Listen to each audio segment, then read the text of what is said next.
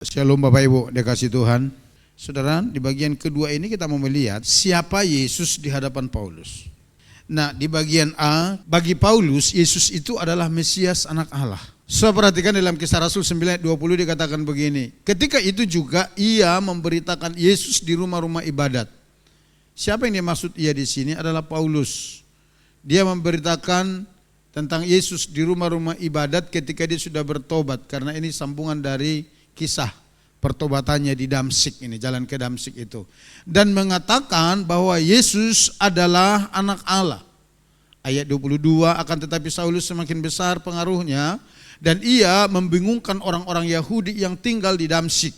Karena ia membuktikan bahwa Yesus adalah Mesias. Nanti Bapak Ibu boleh buka ayat-ayat ini ya. Jadi perhatikan, di hadapan Paulus, Yesus itu adalah Mesias anak Allah. Yang tadinya dia sangat membenci siapa itu Yesus. Yang tadinya yang sangat tidak terima bahwa orang percaya kepada Yesus diselamatkan. Nah, sekarang setelah dia mengalami perjumpaan dengan Tuhan, atau tepatnya setelah dia ditangkap oleh Tuhan, dia menjadi seorang yang percaya kepada Tuhan, menjadi murid Kristus.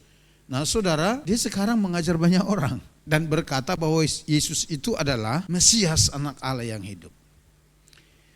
Saudara ingat minggu yang lalu ketika kita belajar mengenai latar belakang Paulus ini,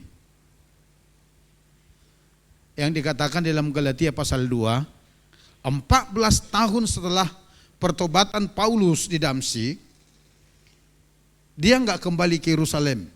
Tapi setelah pertobatannya itu, dia mengalami perjumpaan ilahi dengan Kristus dan dia menerima penyataan-penyataan dari Tuhan mengenai siapa itu Yesus dan Injil yang ditulis oleh Paulus. Lalu dalam Galatia pasal 2 dikatakan demikian. Dia diberikan Tuhan kekuatan untuk memberitakan Injil kepada orang-orang di luar Yahudi atau kepada suku-suku bangsa yang tidak bersunat. Gentile istilah teologinya adalah orang-orang di luar Yahudi. Nah, kemudian setelah 14 tahun itu Paulus dibawa Barnabas kembali ke Yerusalem. Kemudian di Yerusalem dia bertemu dengan pemimpin-pemimpin gereja, soko-soko guru dalam gereja kata Alkitab, di antaranya Petrus yang disebut Kefas, yang kedua Yohanes, yang ketiga Yakobus. Bersama-sama dengan orang-orang percaya atau jemaat gereja Tuhan yang ada di Yerusalem. Nah, yang pada awalnya ketika jemaat-jemaat Yerusalem dan para pemimpin gereja mendengar pertobatan Saulus di Damsyik, mereka enggak percaya. Karena waktu Paulus berangkat dari Yerusalem menuju Damsyik, dia mengantongi surat kuasa daripada imam besar untuk memusnahkan orang-orang Kristen yang ada di Damsyik. Untuk menangkap, menganiaya dan memasukkan ke dalam penjara, menutup, kalau istilah sekarang, menutup gereja. Nah, tapi sekarang jemaat Yerusalem dan para pemimpin gereja mendengar bahwa Saulus bertobat dan mau balik ke Yerusalem. Mereka kurang bisa terima. Syukurnya ada di sana penatua yang bernama Barnabas. Barnabas yang menjadi mediator, yang memediasi antara Paulus dengan orang-orang Kristen di Yerusalem atau para pengikut Kristus dan juga para pemimpin gereja. Nah, saudara, di dalam Galatia 2 minggu lalu kita baca di sana dikatakan demikian. Paulus bersaksi, dikatakan aku bentangkan Injil kepada mereka, yaitu Injil yang aku beritakan kepada orang-orang di luar Yahudi. Dan ketika Petrus, Yakobus dan Yohanes mendengar Injil yang diberitakan oleh Paulus itu ke bangsa-bangsa lain, di dalam Galatia pasal 2 dikatakan maka mereka berjabat tangan dengan Paulus. Arti jabatan tangan mereka itu menyatakan, kami setuju bahwa Injil yang kau beritakan itu adalah sama dengan Injil yang kami beritakan. Sekalipun selama 14 tahun mereka tidak pernah ketemu, tidak pernah saling kontak, tidak pernah WA-WA-an, enggak pernah visi saudara. Tetapi ketika mereka ketemu, Paulus bersaksi tentang Injil yang diberitakan kepada bangsa-bangsa lain yang diterima dari Yesus. Lalu didengar oleh Petrus, Yohanes dan Yakobus yang merupakan murid saksi mata langsung melihat setiap kejadian yang pernah dilakukan Yesus sampai kepada kematian kebangkitannya. Baru mereka berkata, deal, kami setuju bahwa Injil yang engkau terima dari Yesus itu adalah Injil yang sama yang kami beritakan. Bapak Ibu perhatikan. Ketika Yesus bertanya kepada para murid-muridnya berkata demikian, menurut kamu siapa aku? Atau menurut orang banyak siapa aku menurut orang lain? Mereka berkata, ada yang berkata bahwa engkau adalah Yohanes Pembaptis, bahwa engkau adalah salah satu dari nabi-nabi di perjanjian lama, dan lain sebagainya. Tapi ketika Yesus bertanya kepada mereka, menurut kamu saya siapa? Di dalam Matius 16 ayat 17 kita masih ingat jawaban Simon Petrus kepada Yesus. Dia berkata demikian, engkau adalah Mesias, anak Allah. Matius 16 ayat 17. Kata Yesus kepadanya, berbahagialah engkau Simon bin Yunus, sebab bukan manusia yang menyatakan itu kepadamu, melainkan Bapakku yang di sorga. Ketika Petrus menjawab Yesus bahwa engkau adalah Mesias, anak Allah, Yesus berkata, berbahagia engkau, karena yang memberitahukan kepadamu itu adalah Bapa di sorga. Nah saudara, coba kita bandingkan dengan Galatia pasal 1 ayat 11 sampai 12. Pernyataan Paulus. Sebab aku menegaskan kepadamu saudara-saudaraku, bahwa Injil yang kuberitakan itu bukanlah Injil manusia. 12. Karena aku bukan menerimanya dari manusia, dan bukan manusia yang mengajarkannya kepadaku, tetapi aku menerimanya oleh penyataan Yesus Kristus. Sama enggak? Orang yang berbeda. Paulus bukan saksi mata dari setiap kejadian yang pernah dilakukan Yesus. 14 tahun mereka tidak pernah, setelah pertobatan Paulus enggak pernah ketemu. Tapi ketika mereka ketemu dan berbicara, dan Paulus disuruh bersaksi, Paulus berkata, Yesus adalah Mesias, anak Allah yang hidup. Kenapa pendapat itu bisa sama? Karena sumbernya dari sumber yang sama. Kepada Petrus, Yesus berkata, engkau tidak akan pernah mengetahui itu kalau bukan Bapa yang menyampaikan kepadamu. Dan Paulus bersaksi, Injil yang dia terima, yang dia catat itu, dia tidak terima dari manusia, bukan manusia yang mengajarkan kepadanya, tapi dia menerima dari Tuhan Yesus melalui penyataan perjumpaan ilahi dengan Yesus. Amin, saudara. Jadi perhatikan, siapa Yesus bagi Paulus? Yesus adalah Mesias, anak Allah yang hidup. Yang kedua kita lihat, siapa Yesus bagi Paulus? Yesus adalah Tuhan. Di dalam Filipi pasal 2 ayat 9 sampai 11 dia menulis begini. Itulah sebabnya Allah sangat meninggikan dia, siapa yang dimaksud Yesus, dan mengaruniakan kepadanya nama di atas segala nama, supaya dalam nama Yesus bertekuk lutut segala yang ada di langit dan yang ada di atas bumi dan yang ada di bawah bumi, dan segala lidah mengaku Yesus Kristus adalah Tuhan. Perhatikan, Yesus Kristus adalah Tuhan bagi kemuliaan Allah Bapa. Yang kedua, Paulus itu memberikan kesaksian siapa Yesus di hadapannya, siapa Yesus bagi dia. Yang pertama, Mesias, anak Allah. Yang kedua, dia katakan Yesus itu adalah Tuhan. Yesus adalah Tuhan. Saudara perhatikan kembali, waktu mereka berjabat tangan itu ada Yohanes di sana. Waktu Yesus masih hidup, Yohanes itu pernah mendengar dan menulis. Yesus berkata bahwa akulah Tuhan. Coba buka Yohanes 13 ayat 13. Biar kita lihat kecocokan bahwa Injil yang diberitakan Paulus ini adalah firman Allah. Yang banyak orang meragukannya, tapi bagi kita sangat layak dipercayai. Perhatikan, ini pernyataan Yesus kepada para murid-muridnya, dan di situ ada Rasul Yohanes, dan Rasul Yohaneslah yang mencatat ini. Dikatakan demikian, kamu menyebut aku guru dan Tuhan, dan katamu itu tepat, sebab memang akulah guru dan Tuhan.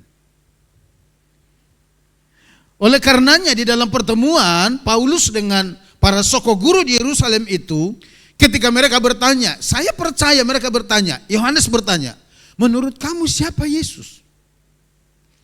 Lalu Paulus berkata, bagi saya Yesus itu adalah Tuhan. Maka Yohanes salam, deal, Injil yang kau beritakan dengan Injil yang kami beritakan sama adanya.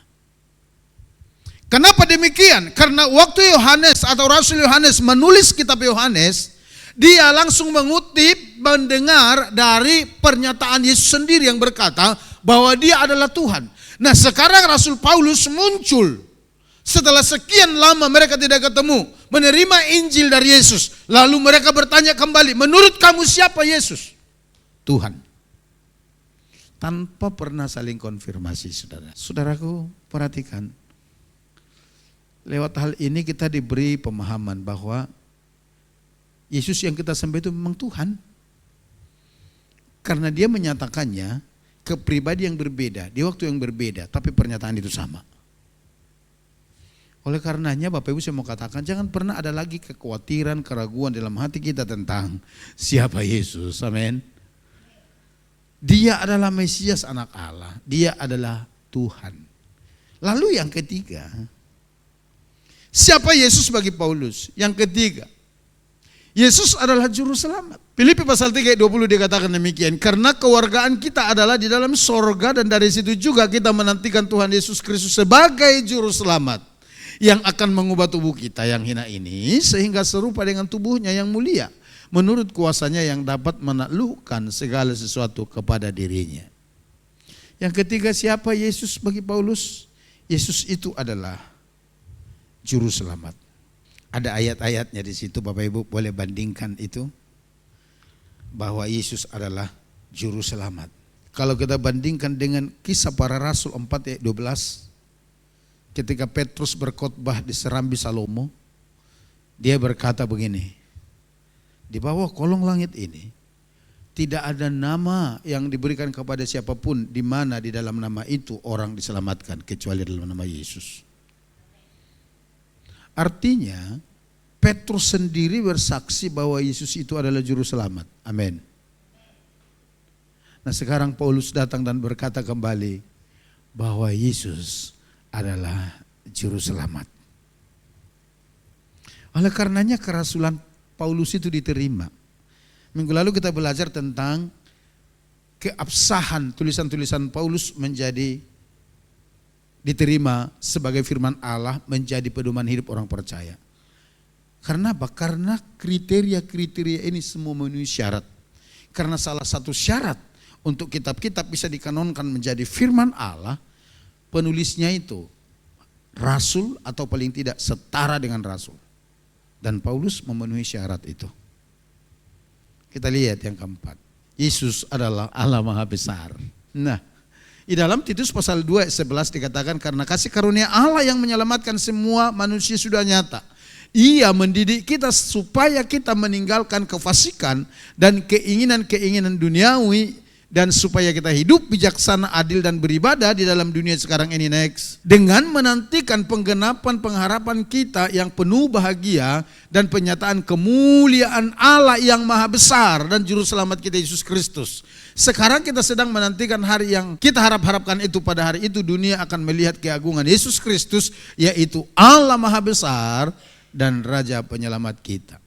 Kalau dalam bahasa Ibrani dikatakan El Shaddai. Saudara, bagi Paulus, Yesus bukan hanya Mesias anak Allah, bukan hanya Tuhan, bukan hanya juru selamat, tapi dia adalah Allah yang maha besar. Bagaimana dengan saudara? Kalau para murid nggak usah ditanya lagi.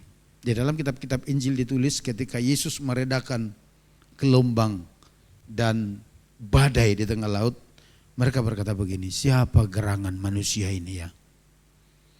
Sampai badai dan ombak pun takluk kepada orang ini. Kenapa mereka berkata begitu? Karena mereka terkesima, terheran-heran melihat kebesaran Allah di dalam Yesus Kristus. Yesus adalah Allah yang maha besar. Bagi saudara, apakah Yesus adalah Allah yang maha besar? Saudaraku, saya mau katakan, kalau saudara beriman bahwa Yesus adalah Allah yang maha besar, maka tidak ada satu hal pun yang perlu saudara takutkan. Karena Yesus melebihi semuanya itu. Amin.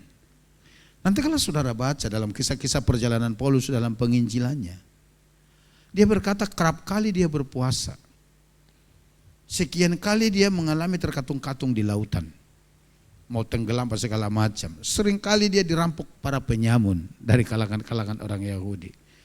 Tapi satu hal yang kita pelajari dari dia, benar-benar dia merasa tidak takut, saudara. Karena dia tahu, dia paham bahwa Allah yang menyatakan diri dalam Yesus itu adalah Allah maha besar. Itu adalah Yesus di hadapan Paulus. Next. Yang berikutnya, siapa Yesus di hadapan Paulus? Yesus adalah gambar Allah. Dari semua rasul dipastikan Paulus yang menguraikan ini secara lengkap dan sempurna. Yang berkata bahwa Yesus itu adalah gambar Allah. Rasul Yohanes menulis di dalam Injil Yohanes tentang nggak ada yang pernah melihat Bapa, tapi Yesus yang adalah anaknya dalam pangkuannya, dialah yang memperlihatkan kepada kita. Hanya itu, saudara. Tetapi Paulus menguraikan tentang bahwa Yesus itu adalah gambar Allah. Di dalam Kolose 1 ayat 15 dikatakan ia adalah gambar Allah. Ia maksudnya di sini Yesus yang tidak kelihatan, yang sulung, lebih utama dari segala yang diciptakan. Ayat 16. Karena di dalam Yesuslah telah diciptakan segala sesuatu yang ada di sorga dan yang ada di bumi, yang kelihatan dan yang tidak kelihatan, baik singgasana maupun kerajaan, baik pemerintah maupun penguasa. Segala sesuatu diciptakan oleh Dia dan untuk Dia. Ia ada terlebih dahulu dari segala sesuatu dan segala sesuatu ada di dalam Dia. Ini pernyataan Paulus berikutnya tentang Yesus. Dia berkata bahwa Dia adalah gambar Allah. Boleh buka di dalam Yohanes pasal 1 ayat 18. Tidak seorang pun yang pernah melihat Allah, tetapi anak tunggal Allah yang ada di pangkuan Bapa, Dialah yang menyatakannya. Gak ada orang yang pernah melihat Bapa di sorga. Tetapi Yesus Kristus yang adalah anak Allah, dikatakan yang ada di pangkuan Bapa, Dialah yang menyatakannya. Kepada siapa? Kepada manusia, kepada ciptanya, bahwa Allah Bapa itu ada. Nah, Paulus berkata tadi bahwa Yesus itu adalah gambaran Allah. Gambar Allah yang hidup. Dan di dalam Dia segala sesuatu diciptakan. Nah, coba kita lihat di dalam Yohanes pasal 1 ayat 3. Segala sesuatu dijadikan oleh Dia. Oleh siapa ini? Oleh firman itu. Siapa firman itu? Yesus. Oleh Dia dan tanpa Dia tidak ada sesuatu pun yang telah jadi dari segala yang telah dijadikan. Sinkron enggak Bapak Ibu? Kalau enggak, apa yang ditulis oleh Rasul Yohanes dan apa yang dinyatakan oleh Rasul Paulus tentang siapa Yesus, bahwa Yesus itu adalah gambar Allah yang hidup. Coba kita lihat kembali ke slide-nya. Ayo perhatikan ya. Ia adalah gambar Allah yang tidak kelihatan. Kata gambar dimaknai di sini seperti ini. Gambar dalam teks Yunani adalah Allah yang tidak kelihatan. Kata gambar ini bukan sekedar kemiripan yang bersifat lahiriah atau kebetulan. Seperti seorang anak mirip dengan ayahnya. Bukan seperti itu yang dimaksud. Tetapi menunjuk pada prototipe, yaitu perwujudan nyata dari hakikat aslinya Allah. Itu maksudnya. Yesus Kristus bukan hanya menyerupai Allah, melainkan adalah penyataan yang sempurna dari Allah yang tidak kelihatan. Coba buka Ibrani 1 ayat 3. Yesus adalah cahaya kemuliaan Allah dan gambar wujud Allah dan menopang segala yang ada dengan firman-Nya yang penuh kekuasaan. Dan setelah Yesus selesai mengadakan penyucian dosa, Yesus duduk di sebelah kanan yang maha besar di tempat yang tinggi. Keren saudara, keren sekali pewahyuan yang diterima oleh Paulus ini tentang Yesus. Bahwa dia katakan Yesus itu adalah gambar Allah yang hidup. Kembali ke slide-nya. Yesus adalah manifestasi Allah yang sempurna. Bila ingin melihat seperti apakah Allah itu, maka kita harus melihatnya pada Yesus. Alkitab berkata tidak ada seorang pun yang pernah melihat Bapa di surga. Tapi kalau saudara mau tahu seperti apa Bapa di surga, Paulus oleh pernyataan Kristus menjelaskan, lihatlah Yesus. Karena Yesus itu adalah gambar Allah. Seluruh kepenuhan Allah ada di dalam Yesus. Yesus merepresentasikan atau menghadirkan Allah kepada manusia dengan sempurna dalam rupa yang dapat dilihat, dikenal dan dipahami manusia. Yesuslah itu. Dalam dunia modern sekarang kata eikon yang dikatakan gambar itu tadi, ini sama dengan istilah fast foto. Artinya Yesus adalah potret Allah. Saudara pernah foto? Baik fast foto maupun selfie. Nah itu gambar saudara. Itu gambar saudara. Nah yang dimaksud Yesus adalah gambar Allah seperti itu. Seperti itu saudara. Di dalamnya kita melihat ciri-ciri pribadi dan tanda-tanda khas Allah. Jadi bila kita ingin melihat Allah, pandanglah Yesus. Itu tadi yang dikatakan itu. Bagi Paulus, Yesus itu adalah gambar Allah atau penyataan Allah yang hidup untuk manusia. Karena tidak pernah seorang pun bisa melihat Allah. Tetapi Allah bisa kita lihat di dalam Yesus Kristus. Next. Yang kedua, Yesus adalah yang sulung. Tadi dikatakan gambar Allah yang sulung. Yang sulung dari segala yang diciptakan. Nah, untuk ayat ini Bapak Ibu, ayat 15 ini, kita harus memahami ini dengan benar. Khususnya pada kalimat ia adalah yang sulung dari segala yang diciptakan. Ayat ini seolah-olah ingin menjelaskan bahwa Yesus adalah ciptaan pertama yang Allah buat. Kata yang sulung dalam teks Yunani ditulis dengan prototokos. Dalam cara berpikir orang Ibrani dan Yunani tidak berbicara tentang urutan waktu atau siapa yang diciptakan lebih dulu. Jadi bukan itu. Ketika orang Ibrani atau orang Yahudi dan orang Yunani mendengar pernyataan yang sulung, di pikiran mereka bukan begini, oh berarti yang pertama lahir. Bukan itu. Bukan itu saudara. Kalau kita sekarang kan berpikir begitu. Kalau contohnya berapa anakmu Pak? Bu Acin berapa anaknya? Ada 4 Pak. Yang sulung siapa? Oh Fani sekarang lagi di Taiwan. Itu menurut konsep kita. Karena dia yang duluan lahir. Itu kan saudara ya. Tetapi ketika ayat ini ditulis di dalam paradigma konteks pemikiran orang Ibrani dan Yunani. Bukan begitu. Nah istilah itu tidak berkata begitu. Tetapi menunjuk pada kedudukan istimewa, penghormatan tertinggi, dan posisi utama yang dimiliki Yesus atas segala ciptaan. Itu maksudnya yang dikatakan yang sulung itu. Kata yang sulung makna artinya yang pertama adalah penghormatan. Contohnya dalam Keluaran 4 ayat 22 dikatakan Israel adalah anak sulung Allah. Artinya Israel merupakan anak sulung yang paling dikasihi Allah dari segala bangsa. Nah, mereka menjadi umat pilihan. Itu maksudnya yang sulung. Maka yang kedua kata yang sulung adalah gelar Mesias. Ada nubuatan di dalam Mazmur 89:28 tentang mesianik mengacu kepada Yesus. Sehingga orang Yahudi menafsirkan ayat ini sebagai janji mengenai Mesias. Nah, Rasul Paulus menuliskan bahwa Yesus adalah yang sulung dari segala yang diciptakan. Maksudnya posisi Yesus berada di atas segala sesuatu. Menerima kehormatan tertinggi dan memiliki otoritas penuh sebagai pemilik dan penguasa ciptaan. Itu maksudnya. Artinya tidak ada lagi kekuasaan yang melebihi kekuasaan Yesus.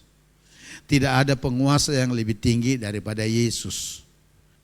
Nah, kuasa nama Yesus itu meliputi ruang kerja di mana saja gitu loh.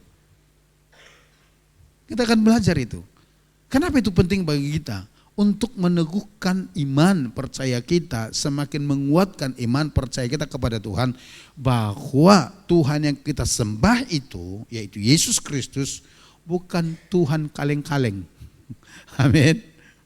Bukan Tuhan abal-abal, tetapi dia pemegang otoritas tertinggi. Kalau dikatakan yang sulung bukan berarti dia yang duluan diciptakan atau diciptakan, bukan. Tapi itu merujuk kepada posisi dia yang lebih tinggi dari segalanya.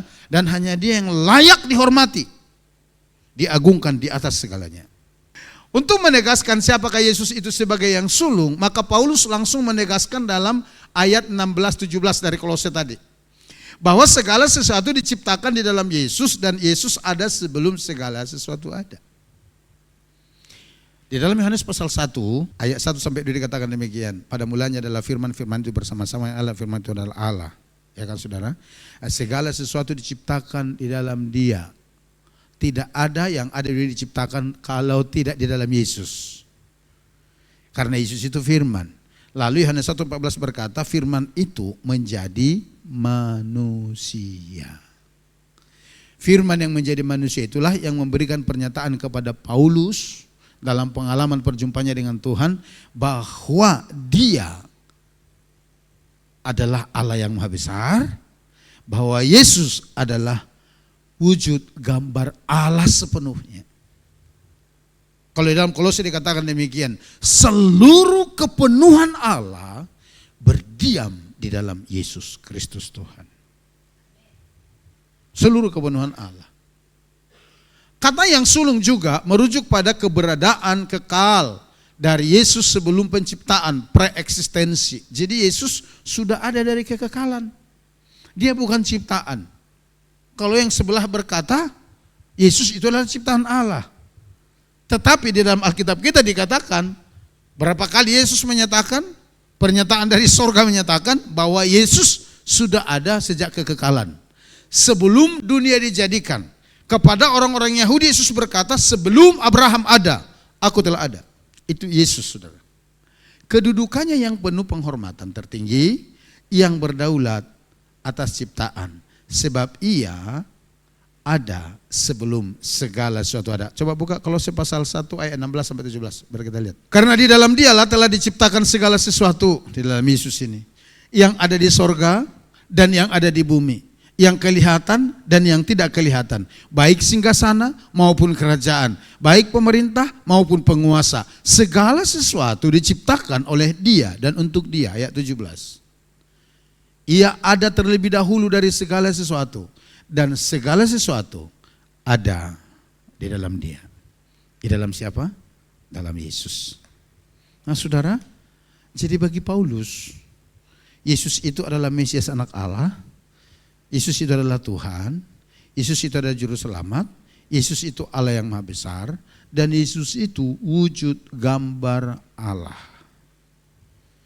Tuhan Yesus di dalam penyataan-penyataannya memberitahukan itu semua kepada Paulus, dan Paulus mencatatnya, dibukukan dan disahkan menjadi firman Allah dan panduan hidup atau pedoman hidup orang yang percaya kepada Yesus. Dan ketika Petrus, Yakobus, Yohanes mendengar itu, mereka berkata, deal, bahwa penyataan yang kau terima dari Yesus itu adalah Injil yang sah, yang sama dengan yang kami beritakan. Bapak Ibu, pelajaran apa yang kita mau ambil dari sini? Saya mau katakan demikian.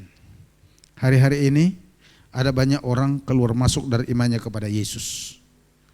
Ada yang masuk, tetapi ada juga bahkan para pendeta-pendeta, bergelar pendeta, menyatakan diri pendeta, yang tinggalkan imannya kepada Yesus. Oleh karena apa? Mereka ragu. Tapi saya mau beritahu pada saat ini, baik para murid, baik Paulus yang bukan murid langsung dari Yesus, dan juga Yesus sendiri menyatakan kepada kita melalui Paulus bahwa Dia adalah anak Allah yang hidup, Tuhan, Juru Selamat, Allah yang Maha Besar, dan juga adalah gambar Allah yang hidup. Artinya apa? Bahwa ketuhanan Yesus adalah sah. Karena firman Tuhan berkata demikian, sebuah perkara akan diakui sah kalau disaksikan minimal dari 2 orang saksi. Itu sah. Nah sekarang yang menyaksikan tentang ketuhanan Yesus ini sudah sangat banyak. Baik para murid, para rasul, dan juga pernyataan Bapa di sorga dan Roh Kudus. Bapa berkata, inilah anakku yang kukasihi, kepadanya lah aku berkenan. Pertanyaannya, masih adakah keraguan di dalam hati saudara untuk mempercayai bahwa Yesus adalah Tuhan, bahwa Dia pemegang kendali atas segala yang ada? Dia adalah Allah El Gibor, Allah yang dahsyat. Dia adalah Allah yang Maha Besar. Dia Allah yang mengatasi segala yang ada, dan tidak ada perkara yang mustahil baginya. Saya mau mengajak kita terus mengarahkan pengharapan kita kepada Yesus, karena di dalam Dia pengharapan sungguh ada dan masa depan sungguh ada bagi kita. Yang percaya katakan amin.